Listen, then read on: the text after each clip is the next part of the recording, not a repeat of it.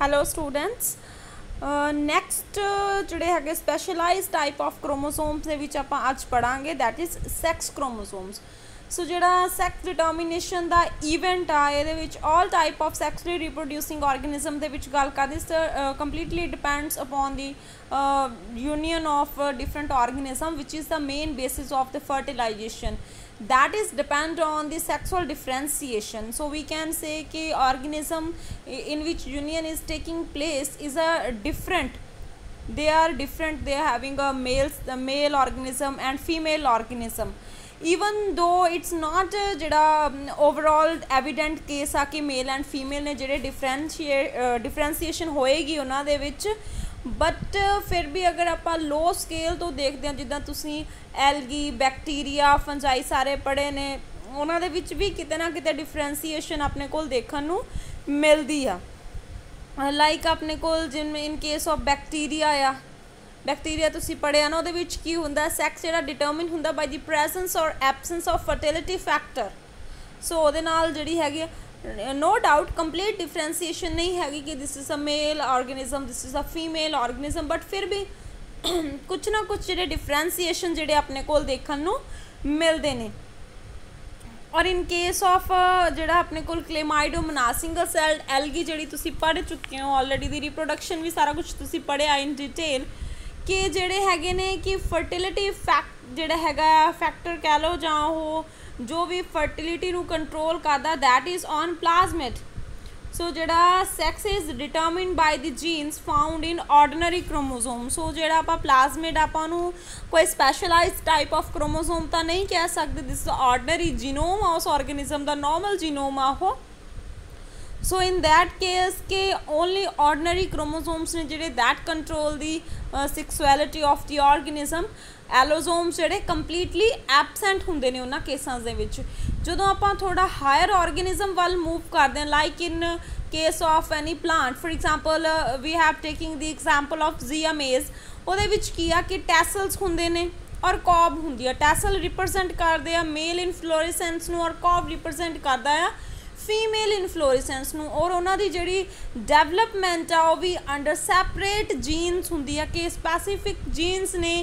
that will form the cob and another genes that will form the tassels. So किया कि इन्हां दे विच specific chromosomes present ने that are called allosomes जिन्हों आपां कह सकते हैं। बट जिहड़ा है कुछ जीन्स ने जिहड़ियां वो ऑटोजोम से ऊपर भी प्रेजेंट होंदियां ने that have relationship with the sex. So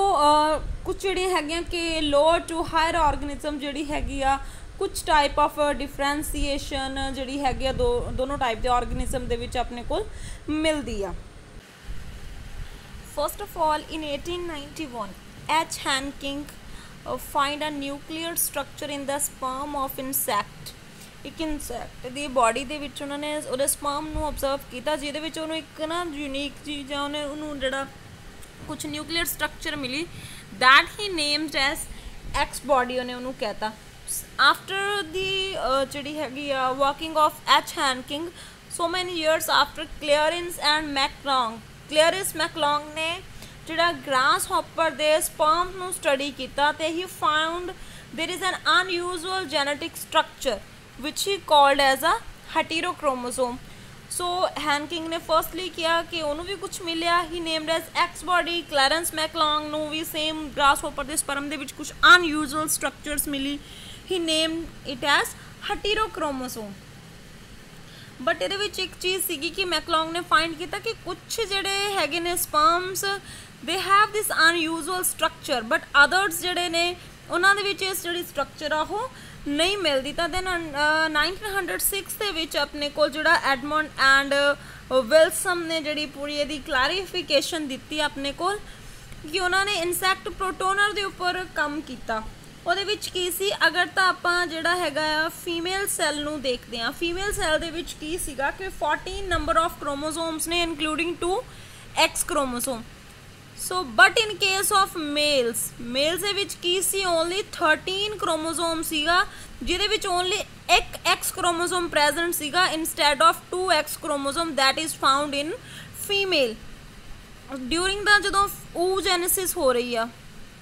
oogenesis की है जदों एग फॉर्मेशन हो रही है 14 नंबर ऑफ क्रोमोसोम्स ने टोटल सो 12 ऑटोसोम्स ने 2 ਦੇ ਵਿੱਚ एक्स क्रोमोसोम ने ਹੁਣ ਜਦੋਂ ਗੈਮੀਟ ਫਾਰਮੇਸ਼ਨ ਹੋਣੀ ਹੈ 6 ਆਟੋਸੋਮ ਜਾਣਗੇ ਇੱਧਰ ਇੱਕ x क्रोमोसोम ਜਾਏਗਾ same 6 into 6 and 1 x chromosome ਜਿਹੜਾ मूव ਹੋਏਗਾ ਸੋ ਕੀ ਹੈ ਕਿ ਜਦੋਂ ਫੀਮੇਲ ਦੇ ਵਿੱਚ oogenesis ਹੋ ਰਹੀ ਹੈ there is a equal distribution of all type of chromosome is found but in case of males ਉਹਨਾਂ ਦੇ ਵਿੱਚ ਕੀ ਆ ਕਿ 13 नंबर ऑफ क्रोमोसोम ने टोटल जिन्हों के विचों अपने को 12 ऑटोसोम्स ने और 1 एक्स क्रोमोसोम आ सो नाल 0 आ दूसरा एक्स क्रोमोसोम उत्ते है ही नहीं it's deficient in 1 X chromosome so when there is the formation of gametes एक जड़ा गैमीट बनेगा that will contain 6 chromosome plus X chromosome दूसरे गैमीट दे विच कल्ले 6 क्रोमोसोम होणगे एक्स क्रोमोसोम 0 हो जाएगा जां एक्स क्रोमोसोम जिहड़ा ओह नहीं होएगा सो ये की है कि रिड्यूस्ड जिहड़ा हो गया क्रोमोसोम हो गया एक ऑर्गेनिज्म एक गैमीट दे विच सो यही जिहड़ी फाइंडिंग सी अपने कोल पहला क्लैरेंस मैकलॉन्ग ने उन्होंने भी यही कहा कि ग्रास होपर दे स्पर्म्स नूं उन्होंने स्टडी किया and found an unusual genetic structure he named as heterochromosome what such kind of structure is present only half organism ਜਾਂ ਆਪਾਂ ਕਹਿ ਸਕਦੇ ਕਿ ਕੁਝ ऑर्गेनिज्म्स ਦੇ ਵਿੱਚ ਹੀ ਸੀਗੀ ਬਾਕੀਆਂ ਦੇ ਵਿੱਚ ਨਹੀਂ ਸੀਗਾ ਤਾਂ ਉਹਨੂੰ ਜਿਹੜੀ ਕਲੀਅਰੈਂਸ ਦਿੱਤੀ ਆਪਣੇ ਕੋਲ ਐਡਮੰਡ ਐਂਡ ਵੈਲਸਨ ਨੇ ਕਿ ਜਿਹੜੇ ਤਾਂ ਫੀਮੇਲਸ ਨੇ ਉਹਨਾਂ ਦੇ ਵਿੱਚ ਤਾਂ 14 ਨੰਬਰ ਆਫ ਕ੍ਰੋਮੋਸੋਮਸ ਨੇ ਜਿਨ੍ਹਾਂ ਦੇ ਵਿੱਚ 2x ਕ੍ਰੋਮੋਸੋਮਸ ਨੇ ਪਰ ਮੇਲ ਦੇ ਵਿੱਚ ਓਨਲੀ 13 ਨੰਬਰ ਆਫ ਕ੍ਰੋਮੋਸੋਮਸ ਨੇ ਸੋ ਇਹ ਜਿਹੜੀ ਇੱਕ ਆਪਣੇ ਕੋਲ ਮੈਕੈਨਿਜ਼ਮ ਆ ਜਿਹਨੂੰ ਆਪਾਂ XX and XO type of sex determination कह देंगे हैं ਜਾਂ ਇਹਨਾਂ ਨੂੰ Protenor type of sex determination कही जाती है फर्स्टली ਜਿਹੜੀ ਆਪਣੇ ਕੋਲ ਇਹ ਇਨਸੈਕਟ ਦੇ ਵਿੱਚ ਕਲੈਰੀਫਾਈ ਹੋਇਆ ਸੀਗਾ ਕਿ ਕਿੱਦਾਂ ਜਿਹੜੀ ਸੈਕਸ ਡਿਟਰਮੀਨੇਸ਼ਨ ਆ ਉਹ ਹੁੰਦੀ ਆ ਐਂਡ ਸਟੀਵਨਸ ਇਨ 1902 ਸੇਮ ਇੱਕ ਸਟਰਕਚਰ ਜਿਹੜੀ ਉਹਨਾਂ ਨੇ ਵੀ ਫਾਈਂਡ ਕੀਤੀ and he named this as a Y bodies so ਜਿਵੇਂ ਬਾਕੀਆਂ ਨੇ ਆਪਣੇ ਅਕੋਰਡਿੰਗ ਜਿਹੜੇ X body heterochromosome so different names जिहड़े दिते ने सेम स्टीवन ने उन्होंने जिहड़ा अपने को जो यूजुअल स्ट्रक्चर उन्होंने भी दिखी he named it as a Y bodies then in 1902 जो मैकलॉन्ग जिहड़े वर्क कर रहे सी on a squash bug that is called Anasa ते he found that male bug has only 21 number of chromosome and female has 22 chromosome and he named this unpaired chromosome as a odd chromosome ਜਿਹੜਾ ਉਹ ਸੀਗਾ ਆਪਣੇ ਕੋਲ ਉਹਨੂੰ odd chromosome कहता कि ਇਹਦੇ ਵਿੱਚ ਇੱਕ unpaired chromosome ਆ ਉਹਨੂੰ odd ਦਾ ਨਾਮ ਦਿੱਤਾ ਸੋ ਅਲਟੀਮੇਟਲੀ ਜੋ ਵੀ ਹੁਣ ਤੱਕ ਆਪਾਂ ਪੜ੍ਹਿਆ ਕੋਈ x ਬੋਡੀ ਆ odd chromosome ਆ ਬਾਈ ਬੋਡੀ ਆ ਸਾਰਿਆਂ ਨੂੰ ਜਿਹੜਾ ਆਪਣੇ ਕੋਲ ਨੇਮ ਦਿੱਤਾ ਗਿਆ x and ਬਾਈ chromosome ਦਾ ਐਂਡ ਇਹ ਜਿਹੜਾ ਆਪਣੇ ਕੋਲ हैगा कि सारा काम विल्सन एंड स्टीवन ने किया इन 1905 दे विच they put forward the chromosomal theory of sex determination तो उन्होंने एक थ्योरी दी that is chromosomal theory of sex जिहदे विच एक्स एंड वाई क्रोमोसोम्स नूं उन्होंने मैंशन किया और जिहड़े एक्स एंड वाई क्रोमोसोम्स ने उस टाइम ते they got the name as a sex chromosome so उन्होंने जी एक नेमिंग मिल गई कि जोड़े क्रोमोसोम्स ने दीज आर सैक्स क्रोमोसोम क्योंकि हुण जी अपने को क्रोमोसोमल थ्योरी ऑफ सैक्स की है कि क्रोमोसोम डिटरमिन करते हैं ऑर्गेनिज्म के सैक्स नूं और स्पैसिफिक टाइप ऑफ क्रोमोसोम्स ने जोड़े मेल ऑर्गेनिज्म बनाते हैं फीमेल ऑर्गेनिज्म बनाते हैं सारिया चीज़ां तो अल्टीमेटली जोड़े एक्स वाई क्रोमोसोम्स ने दे आर सैक्स क्रोमोसोम्स उस तो बाद जड़ियाँ काफ़ी चीज़ां इदां ही आएगी मेनली इस थ्योरी के अकॉर्डिंग यही सीगा कि जेड़े अपने कोल किसी भी इंडिविजुअल का सैक्स आ वो फर्टिलाइजेशन के टाइम के उत्ते डिक्लेयर हुंदा आ कि एक्स क्रोमोसोम ना फर्टिलाइजेशन हो रही है जां वाई क्रोमोसोम्स ना फर्टिलाइजेशन हो रही है हुण ये सारियां चीज़ां तुसीं ऑलरेडी प्रीवियस क्लासेस दे विच पढ़ रहे हो कि किद्दां जड़ियां हैगियां अपने कोल सैक्स डिटर्मिनेशन हुंदी आ एक्स वाई क्रोमोसोम दे थ्रू सो फरदर आपां जिहड़े डिफरेंट टाइप ऑफ जिहड़े हैगे ने क्रोमोसोम के अकॉर्डिंग जिहड़े अपने कोल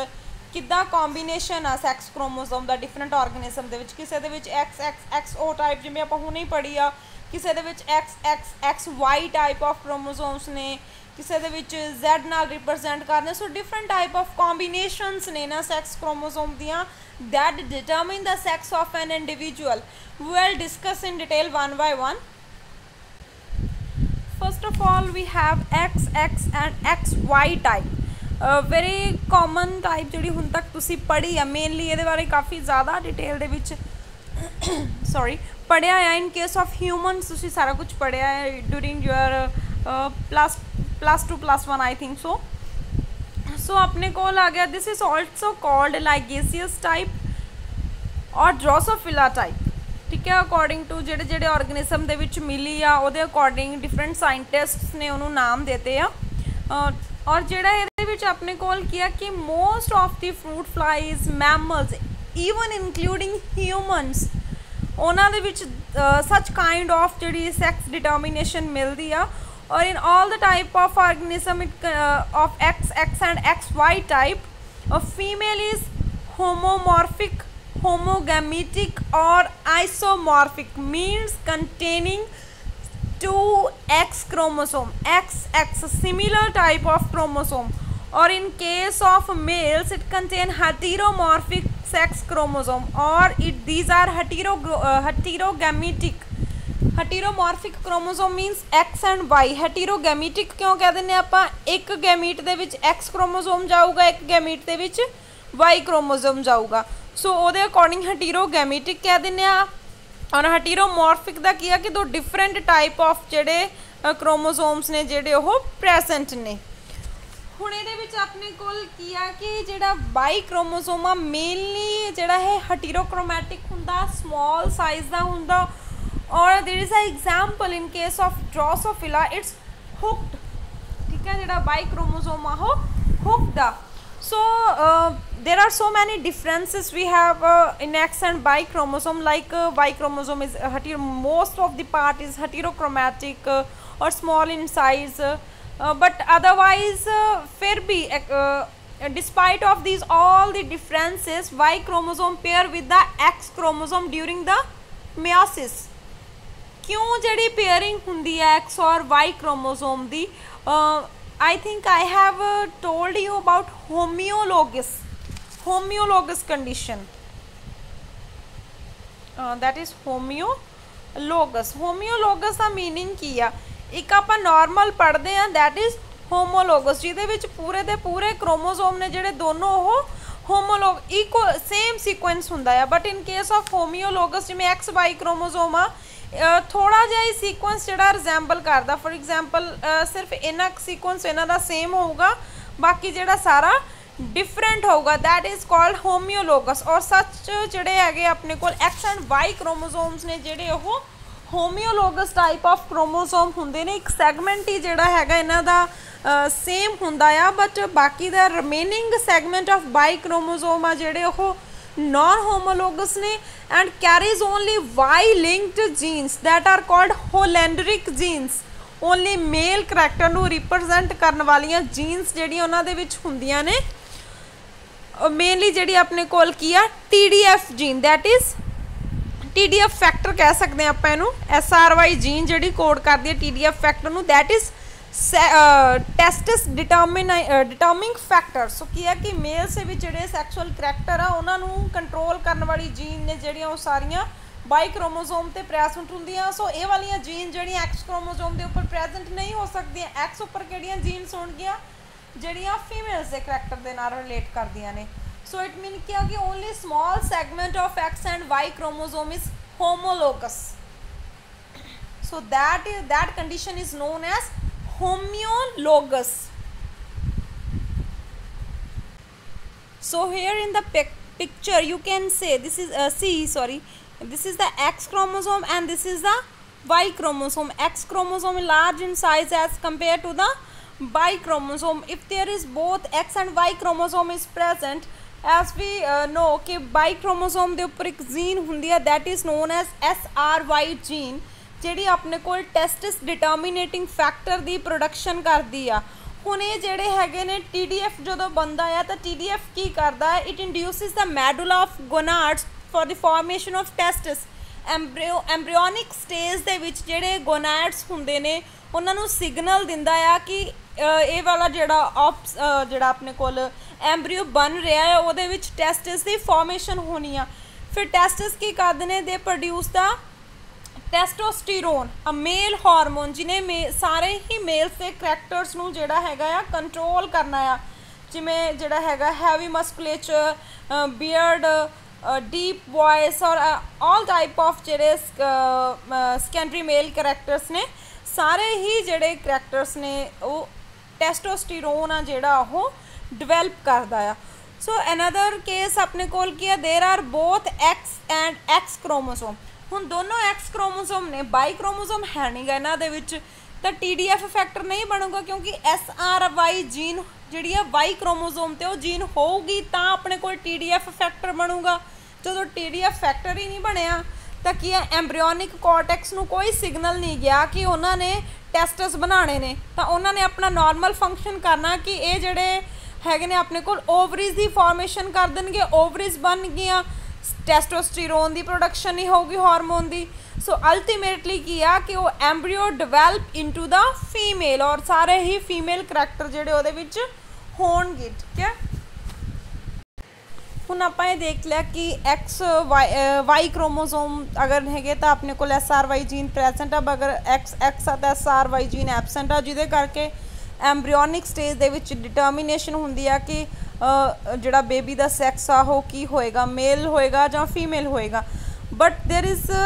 ਅਨਦਰ ਇੱਕ ਚੀਜ਼ ਆਪਣੇ ਕੋਲ ਕੀ ਆ ਕਿ ਜਦੋਂ ਆਪਣੇ ਕੋਲ ਆਪਾਂ ਗੱਲ ਕਰ ਰਹੇ ਕਿ ਇਹਦੇ ਵਿੱਚ SRY ਜੀਨ ਜਿਹੜੀ ਪ੍ਰੈਜ਼ੈਂਟ ਆ, ਹੈ ਨਾ, ਬਟ ਜਿਹੜਾ ਐਕਸ ਕ੍ਰੋਮੋਸੋਮ ਆ it also play a role in the male secondary characters. Male sex ਦੇ ਜਿਹੜੇ ਸੈਕੰਡਰੀ ਸੈਕਸੁਅਲ ਕਰੈਕਟਰਸ ਨੇ ਉਹਨਾਂ ਦੇ ਵਿੱਚ ਐਕਸ ਵੀ ਰੋਲ ਪਲੇ ਕਰਦਾ ਹੈ। ਐਕਸ ਕ੍ਰੋਮੋਸੋਮ ਦੇ ਉੱਤੇ ਨਾ ਇੱਕ TFM ਜੀਨ ਆ ਜਿਹੜੀ ਟੈਸਟੋਸਟੀਰੋਨ ਰਿਸੈਪਟਰ ਦਾ ਕੰਮ ਕਰਦੀ ਆ। ਟੈਸਟੋਸਟੀਰੋਨ ਰਿਸੈਪਟਰ बेटा थोड़ा ऐदा ही लिखा जाता मेरे तो, समझ लो कि एक्स वाई क्रोमोसोम के उत्ते SRY जीन आ जी टैस्टोस्टीरोन नूं प्रोड्यूस करती आ, बट एक्स क्रोमोसोम के उत्ते एक TFM फैक्टर आ जिहड़ा टैस्टोस्टीरोन रिसैप्टर का काम करता है। हुण अगर TFM नहीं प्रेजेंट हैगा तां भी टैस्टोस्टीरोन कोई सैकेंडरी करैक्टर इंड्यूस नहीं कर सकता। Only in the presence of TFM जिहड़ा टैस्टोस्टीरोन रिसैप्टर प्रेजेंट आ उन्हें की करना आ, सिग्नल नूं कंपलैक्स कर देना आ ताकि जिहड़ी हैगी अगों सारे सैकेंडरी जिहड़े करैक्टर्स ने मेल दे ओह डिवेलप हो सकन। सो पहला आपां यही पढ़िया कि वाई क्रोमोसोम दे उपर एक SRY जीन प्रेजेंट आ जिहड़ी सैक्स डिटरमीनेशन दे विच हैल्प करदी। अगर वाई क्रोमोसोम हैगा वा तो जेडे गोनाड्स ने उन्होंने सिग्नल मिलेगा कि they will produce the testes. But अगर बाई क्रोमोसोम एबसेंट आ तो SRY जीन एबसेंट आ, TDF फैक्टर काम नहीं करूगा तो उत्थे की आ ओवरीज डिवेलप होणगियां। ये तो एक नॉर्मल डिटरमीनेशन होगी। उस तो बाद जिहड़ा मेल्स की आपां गल करदे हां जदों एक्स एंड वाई क्रोमोसोम आ तो टैस्टोस्टीरोन आ जिहड़ा प्रोड्यूस ना हो रहा ये फंक्शन कदों करूगा जदों इहदा टैस्टोस्टीरोन रिसैप्टर प्रेजेंट आ, that receptor will be present on the X chromosome. So अपने कोल की होगा जिवें टैस्टोस्टीरोन बने और TFM फैक्टर ने एक्टिवेट होना आ तो अगों की आ कि सारे मेल सैकेंडरी करैक्टर्स ने जिहड़े ओह डिवेलप होने ने। ठीक है बेटा, नैक्सट पार्ट आपां नैक्सट वीडियो दे विच करदे हां। Thank you so much for listening.